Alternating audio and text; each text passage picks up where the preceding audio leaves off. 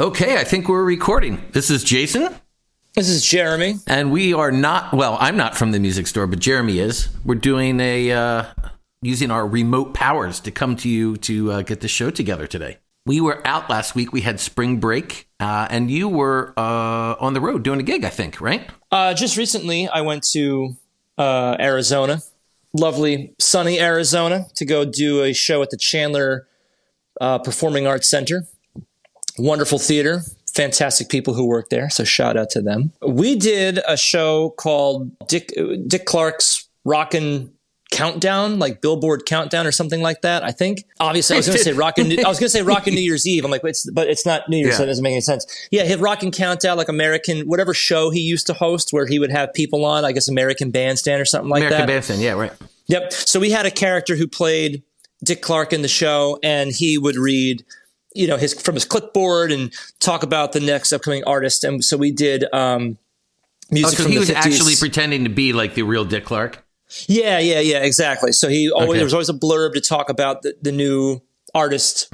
Played to a sold out crowd of like 1,500 people. I love the fact you went and did a show with 1,500 people and like you weren't exactly 100% sure what the name of the show was. Yeah. Well, my favorite thing is we did a sold out show to 1,500 people and we couldn't even get a ride at the venue. You couldn't get a ride? We had to walk from the hotel to the venue. No disrespect to the wonderful man who hires us, J.R. McAlexander. But his company is called Showtune Productions. So if you happen to be a snowbird and you go to Arizona to escape the winters and you find yourself in the East Valley, so anywhere east of Phoenix, you should check out his shows. Showtune Productions is the name of his company. You know what I thought was cool when I heard you were doing this and we were kind of chatting about it a little bit, is that you rolled in and you're doing a show and it wasn't really rehearsed, although you've done it before, but frequently musicians will do performances, and especially like what I do when I do like jazz stuff, you'll be meeting somebody on stage. I can't tell you how many gigs I've done where I've met people on stage. Absolutely. I've done so many where I've never played with these people before, and teamwork makes the dream work. To anybody who doesn't play an instrument, who doesn't know, they'll even just have an inkling into the world of what professional musicians may encounter from day to day, from gig to gig. I think that would definitely be something that they blow their mind, because it always does. Not that we try to don't get me wrong, a 1,500 seat theater that's sold out. We did this show about a year and a half ago, but we're not telling them that. We basically used our hour and 20-minute sound check to run through a few of these tunes. Everyone's just a pro. Everyone came in pretty well rehearsed on their own accord. But no, it blows their mind every time. And it doesn't matter what the gig is. It could be like a typical bar gig, and it's just like someone's filling in. Oh, you mean you've never played with these guys before? Nope. No, I'm just filling in. Well, you sound great. There's a Willie Nelson book, and there was one when he first started, he got hired to like be a bass player in a band. And he got so excited, and he's like, "Hey, when are we going to rehearse? When are we going to rehearse?" And then the band leader, who was a pretty famous country person at the time, I'll try to edit that back in, was like, "Well, do you know how to play?" And he's like, "Yeah." And he goes, "Well, what the bleep do you need to rehearse for?" Yeah, I mean, especially if we're doing like country music and stuff like that. I mean, sure, yeah, if you know how to play, just get up and do it. I think you were traveling, and I think I got you with a good April Fool's musical zinger. I sent you an article about Taylor Swift recreating one of the most iconic Grateful Dead albums of all time. I had an inkling that wasn't true, but in case it was, you definitely made me angry. Yeah, it got me good. Personally. Yeah. Not you personally. I got it, like, it got me, and then I like put down my phone, did something else. I'm like, wait a minute, I got to read this because like I just need to know more. And then of course I got to the end and said April Fools. But yeah, I would love to hear Taylor Swift attempt to do Working Man's Dead, very famous Grateful Dead record with a lot of classics on it. But in that vein, there was another one that got me where they were saying that Bob Weir was going to do a whole flute album in tribute to Andre 3000. Now, that one did get me because honestly, it's exactly the kind of thing I would expect Bob Weir to do. it even talked about like who was going to be on it and what he was going to do. And he had like 10 different flutes from all over the world. And I was like, oh, Bob, really? What's funny is I don't think Bob Weir would even know who Andre 3000 is. See, there you go, being pragmatic. So that one wouldn't have gotten you. But it was good though. In the T Swift one, they did a good job in the article because talking about how the tie into John Mayer, I guess, making her peripherally aware of all his work and who the Dead were. I'm like, as I'm reading it, I'm like, my goodness, what a very big shift in her career. And then you got me at the end. Then segueing on from that, I just saw a thing that came across my phone here. There was a Grateful Dead music festival in California that is 2 weeks out. I think it's called Skull and Roses. Skull and Roses is a Grateful Dead themed tribute festival in Southern California. 2 weeks out, they canceled the festival and are not returning the money for tickets that ran anywhere from $60 up to $2,000 for hotel and ticket packages. Jeez. I feel like there's been a few stories over the past 4 or 5 years of just really kind of just shady music festival things going on. Did you ever watch the documentary on is it the Fry Festival, the one that happened in the islands? Yeah. Man, that was crazy. But like the last kind of group of people that I figure would stiff a bunch of people would be some Deadheads. I didn't see that coming. Well, yeah, they did it before and then they canceled it over COVID. And I guess, I don't know, whatever happened to them, they couldn't do it this way. So I try to keep on top of like what's happening in the art world and just all the, like, you think the music world is full of like people doing crazy stuff. I mean, the art world is just nuts. So there was a guy who worked at a museum in Germany, a modern art museum. And he snuck in one of his own paintings and then mounted it in the museum. And it took them like 2 weeks to figure it out. Now, were there a lot of people gawking over it? I don't know, but I'm impressed. You know, usually you think of people like taking things and stealing things out of art museums. I'm putting that in. I'm breaking in and I'm mounting my own artwork. But I guess if you sell it for like $1 million or something, then that, I guess technically maybe that's stealing. But I love that story. I think it's hysterical. There's some other things happening in music news too, which is kind of interesting. One of the things, we are in New Jersey, obviously. So one exciting thing that's happening in New Jersey is that they are filming a Bob Dylan movie here with Timothy Chalamet. I don't know how to say his name. He's playing Bob Dylan. And they even, I'm tempted to do it, they put out a open call for needing extras to go down Cape May and like recreate one of the music festivals that Dylan played. So they're sort of shooting all over New Jersey and recreating like, early, I think it's like really early Dylan, like when he like was 19 or whatever and moved to the area, to New York from Minnesota. If you're in New Jersey, be on the lookout, see if we can see some Bob Dylan movie getting filmed, which is pretty cool. A buddy of mine from the Ravens, Todd Meredith, was an extra in that movie about Woodstock. I think it was called Taking Woodstock. Taking Woodstock. Yes. He did an extra in that one. He's running around with his shirt off. He's supposed to be a hippie of some sort. So they pay you if you're not a SAG person. They pay you. I think it was $178. $178 for 10 hours. If you're not $200.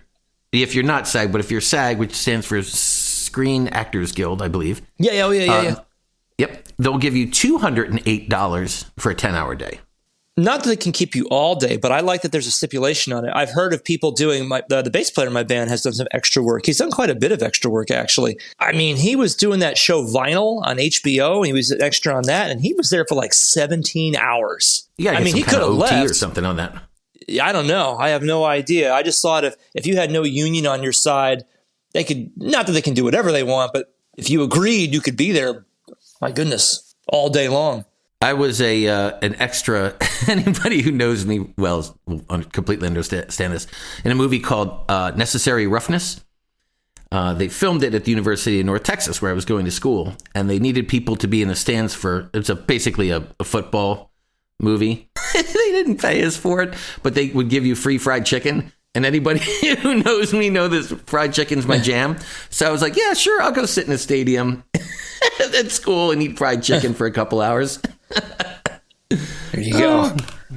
Fun stuff. I was when I was in the city once, a friend of mine and I wandered onto the closed down street where they were filming The Devil Wears Prada. Oh, really? Yeah, that happened to me with that happened with me in the movie too. So wait, can we spot you in the movie to this day? Oh, no. They wanted us to go away. Someone waved us over and they're like, they're filming a movie. You can't be here. I don't know if this still holds true to this day, but in the early 90s when I lived in New York, you could really tell this. One of the characteristics of a true New Yorker was that like we would get severely pissed if we couldn't like go down a street or a block because somebody was filming a movie and there was somebody famous there. Yeah. Like a true New Yorker would be like, I don't care, I don't care if that's Al Pacino doing a movie. I gotta get my coffee from my place and get in my office. Get out of my way. In other news, New Jersey news, I might add, I shouldn't be surprised about this, but Frank Sinatra is like back on the charts again. Frank Sinatra, like greatest hits album, has not really left the charts, and he's like, it's the headline. This is coming from Forbes of all places. Frank Sinatra is back at number 1 on several Billboard charts. Huh. Now, obviously, he hasn't released any new music in a long time because he is no longer with us. No posthumous releases. But they're still buying and streaming his stuff in significant amounts. And the Ultimate Sinatra rises to number 1 on both the jazz albums and traditional jazz albums charts. Although that one sounds a little suspect to me, like a traditional jazz album chart probably doesn't have anybody that put a record out in the past 2 years. I'm assuming that's like Miles Davis and Coltrane and all those guys. He was still doing it, except for the fact that I guess one of the charts, Laufey, finally kicked him off. Who is somebody we're going to have to do a deep dive on also. One might say that Sinatra is timeless, and deservingly so for harmonic and melodic reasons. But you might also say that the lyrical content is timeless as well. And I know you have thoughts on lyrical content. Standards have great lyrics. Standards are real pretty. They tell a story. I was watching an interesting video, and it made me think about the state of song lyrics. Now, there are a lot of artists, of course, who are writing phenomenal songs. Some of them are of, pretty, prominent. It's not, but it's the state of like, we're talking like top 40 pop music. The lyrics are just atrocious. But do you think they would have said, what is that song? Bee-bop-a-lula, she's my baby. Do you think somebody would have, when that came out, would have been like, that's just dumb? Well, I'm sure they did, because that was when rock and roll first came. Sure. When rock first came out, I mean, people hated it, Well, I shouldn't say that, If you weren't of the generation who was going to be interested in the, as rock and roll was being birthed, you probably thought it was pretty terrible, especially like you've got the Trash Men with Bird is the Word. Bird, bird, bird, bird is the word. Bird, bird, bird, bird is the word. I think even Family Guy did a parody of that, or actually just sang it. It's such a ridiculous song. But, there were really smart lyricists also in that time. Chuck Berry was such a great lyricist. And John Lennon always commented on the meter at which he sang. So the rhythmic figures that he chose to use to sing his words. Like maybe an example would be one that I thought was really actually pretty poetic is Maybelline. Maybelline's great. Yeah. Story about a car.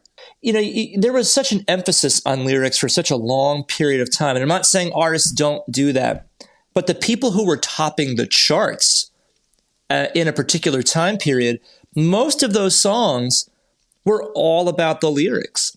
Fleetwood Mac, Elvis Costello, or just to name a few, are Bruce Springsteen. It's like these people were, and I'm not the biggest Springsteen fan, but I certainly appreciate him as a songwriter. The lyrics are really good. When you read the lyrics to Glory Days, there are so many people who can relate to Glory Days.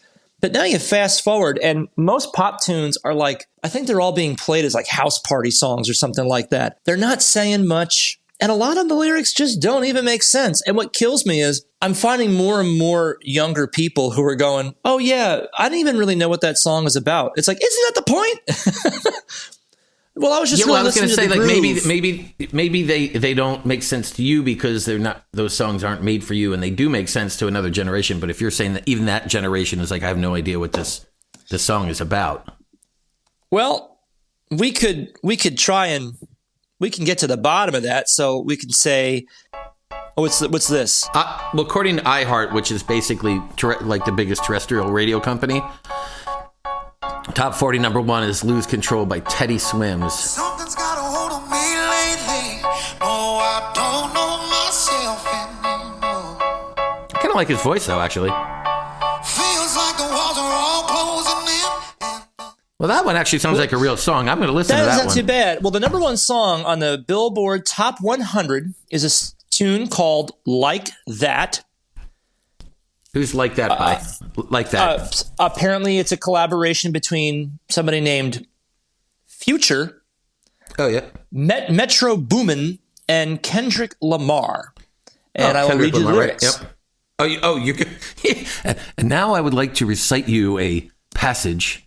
Gotta fire my joint up on this B. Young Metro, young Metro, 3 times. Yeah. Sticking to the code. All these hoes for the streets. I put it in her nose. It's gonna make. And then what is he gonna put in her nose? It's what comes next. There is zero way to edit it right now. Beyonce's on there for her cover. I'm assuming for Jolene, and then 2 Most Wanted, which is Beyonce and Miley Cyrus. She's charting with Jolene. Those are some decent lyrics, obviously. Mm-hmm. Well, the next biggest one is now Rick Beato does talk about this. For all those who don't listen to him, this is the other one. This one really got me. "Lovin' on Me" by Jack Harlow. I don't know who that is. I don't care. You don't care? Okay. So these lyrics go, "I don't like no whips and chains, and you can't tie me down, but you can whip your lovin' on me, baby. Whip your lovin' on me, baby. I'm vanilla, baby. I don't like no whips and chains. I'll choke you, but I ain't no killer, baby, and you can't tie me down. She, 28, telling me I'm still a baby, but you can whip your lovin' on me, baby." He rhymed baby with baby, in case you didn't see that. It's just so ridiculous. It is ridiculous. So these are the top 10 songs. So that might be like what commercial like radio is doing, but I would say that there is a lot of really good music that's probably that's being made that collectively possibly could even outshine what the top 40 are doing. It's just that these have like the advertising and marketing power behind them to push this through. For instance, well, I keep trying to keep track of like new releases, and there's just so much music that's coming out. It's just ungodly to keep track of it. But like, for instance, NPR has a great weekly article that comes out, and it lists all the albums that are coming out for that week. Mm-hmm. And there's like 15, 20, 30, like these are also the kind of artists you'd see on Tiny Desk. I mean, I can't even possibly keep up with them, but that's a great resource to find out about new artists and stuff. So my question to you is that does the presence of god-awful lyrics in popular music, that doesn't necessarily mean that all new music has god-awful lyrics in it? No, and I prefaced that by saying not all is going to have this, right? You don't have to dig super deep, but you got to do a little bit of digging to find people who really have something to say. The top 10, this is what's being downloaded and listened to on Spotify and Amazon Music. These are the tunes. The top number 1 is so incredibly vulgar. And just to juxtapose, let's just say I'll pick a random year, 1975. You didn't have to dig hard to find people writing good songs. The top 10. Right. "Love Will Keep Us Together" by Captain and Tennille, "Rhinestone Cowboy" by Glenn Campbell, "Philadelphia Freedom." Oh yeah, "Philadelphia Freedom" by Elton John, "Before the Next Teardrop Falls" Freddie Fender, "My Eyes Adored You" Frankie Valli, "Some Kind of Wonderful" by Grand Funk Railroad, "Shining Star" Earth, Wind and Fire, "Fame" by David Bowie, "One of These Nights" by the Eagles. And I will just only go 20 years into the future to 1995. Now this one, You know what? I'm not going to say this one doesn't hurt me because the movie was so darn good. Gangsta's Paradise by Coolio. However, those lyrics I think are pretty good. Waterfalls by TLC and Creep by TLC, which I think are both good tunes. Waterfalls tells a very good story. Kiss from a Rose by Seal. Beautiful tune. I saw him in concert, man. Oh, what a amazing voice. Great voice. On Bended Knee by Boys to Men. We all know they could sing. Another Night by Real McCoy. Fantasy by Mariah Carey. Take a Bow by Madonna. Don't Take It Personal, Just One of Dem Days by Monica. And This Is How We Do It by Montel Jordan. Well, okay. I mean, we get it. There's definitely been so a bunch of 1995 tunes. There are some really great lyrics written in some of these tunes. 1975, obviously, almost every one of those tunes are great. But now, how come with everything that's been written, how much song crafting and the people that have done it over the years that we have to go back on, and we can't seem to produce anything noteworthy on this top 10 list. Maybe 2 songs. One of them is a cover, and then the rest of them are horribly vulgar. And the other one just says absolutely nothing. Why is it that this far into, we've gone this far, here we are, 2024, that you have to go digging so hard to find good music? What does this tell us? It tells us we need to hunt down like an NYU professor of sociology or something to try to tell us what's changed in the national psyche. People have changed. I mean, there's definitely something has changed that did that. But change, part of change is going forward. And going forward, we've got a lot of involvement with AI these days. So before we started the show, I asked you to come up with an idea for a song that we would put into the udio.com engine to invent a song for us. And you chose a song about a famed keyboard, did you not? I think anybody who took piano lessons for any period of time whose parents didn't actually own a piano, you probably had yourself a good old Casio keyboard. That's right. I like the title of this song. This one it came up with is titled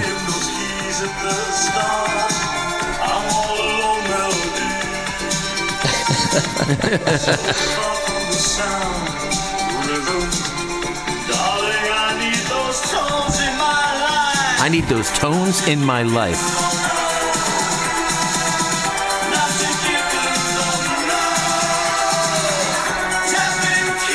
Oh my God, totally sounds like a Duran Duran song, doesn't it? Oh yeah, Duran Duran I also asked, let me see here. But real quick, I don't mean to cut you, but let me just recount the lyrics. Yeah. Which are actually, I think these lyrics are better than the tunes that you did. Talking about those keys that you always press. You play a simple tune. Let the rhythm impress. Did you find that perfect sound on the presets that you're playing? Would you love an electric pound? Just let it flow through fingers laying. I mean, those really aren't that bad lyrics, to be honest with you. I kind of dig it. So I'm improvising this right now, but I asked ChatGPT to write a song. I chose a pretty safe thing about cats. So cats are multidimensional. Anybody who has ever had a cat knows that they're multidimensional. So they're like an onion. So I could read you the lyrics, or I could try to. What was your prompt? Did you say just write me a song about cats, or did you say write me a song? Write me a song about cats in general. Okay. I don't care what you do. So I'm just gonna do one verse and one chorus. I'm gonna improvise something here, and let's see what happens. Love on the radio improvisation. Love it. So let's see what I come up with. Here are I'll do my best. I'll try to make sure I really enunciate here. In the alleyways where moonlight gleams, under the stars in their secret dreams, whiskers twitching. Oh, twitch away, baby. Eyes so bright in the silent dance of the night. Oh, cats cats, mysterious and free, prowling through the shadows where no one can see. With grace and poise, they roam the night. In the secret kingdom of darkness, they'll take flight. In the secret kingdom of darkness. It was a little hard for me to hear the Also guitar. known as under the earbuds. couch and behind the refrigerator. That's right. I have earbuds in my ears, so it's kind of hard for me to hear myself sing. So Well, yeah, I'm probably gonna apologize. I'm gonna have to make you probably re-record it just to like on your phone. I will. But yeah, so, and send it to me to punch it in. The only thing that ChatGPT did do, which I think is kind of silly, is they did say which is a funny lyric, in the kingdom of darkness they take flight. I didn't know that cats were. I thought cats were a flightless bird. I thought they were terrestrial animals. Didn't realize they had wings. But I guess it's ChatGPT is taking liberty, meaning they take flight, as in they take to the night, I suppose. Speaking And I of think taking, that's yep. better than anything that Jack Harlow could have come up with. Well, so then maybe we're changing our tune, no pun intended, on how we feel about AI. Because For comedic value, absolutely. I want to I want to produce the Cat song and the Casio song. There you go. The Casio song's great. Maybe we do the AI meets the Jeremy and Jason record. So I think maybe every week on the show now, what we'll start doing is we'll take the theme of our show, whatever we're talking about, and we'll pump it into whatever AI generator we can, and then we'll improvise them. We'll let the AI write the lyrics, but we'll improvise the melody and the harmonic content, and we'll do it on the spot. I like that. And with with that in mind, we're going to sign off. We'll talk to you guys next week. We'll go out with Melodic Solitude, the second version of your Casio song. We'll see you guys next week on. Oh yeah, those keys at the start. I love this song. All right, I'll be dancing over here. We'll see you guys next week. Jeremy, tell them where to find out more info. Oh, you can find us anywhere you get your podcasts. We're now on YouTube. You will find us on Pandora. And please don't forget to listen to us on WBNJ 91.9, as well as finding us on FromTheMusicStore.com, where you can get this episode and past episodes. That's right. Later. Bye.